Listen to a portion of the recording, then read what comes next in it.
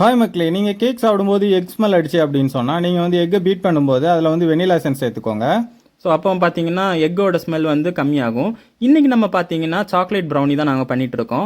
So பேட்டரில் வந்து சாக்லேட்டை melt பண்ணி அப்படியே ஊற்றி அப்புறம் வந்து மைதா மாவை மிக்ஸ் பண்ணி எடுத்துக்கிட்டோம்.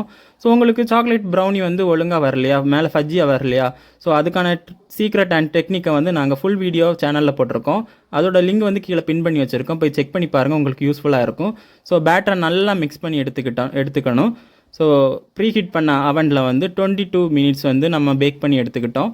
ஸோ பேக் பண்ணி பார்த்தீங்கன்னா, செக் பண்ணி பார்த்தீங்கன்னா ப்ரௌனி வந்து லைட்டாக வேகாத மாதிரி தான் இருக்கும், ஆனால் ட்ரை ஆன பிறகு வெந்துடும். இந்த மாதிரி தான் நமக்கு ரெடியாகி வந்துருச்சு. அதை நம்ம அப்படியே பீஸ் போட்டு எடுத்துக்கிட்டோம் கட் பண்ணி.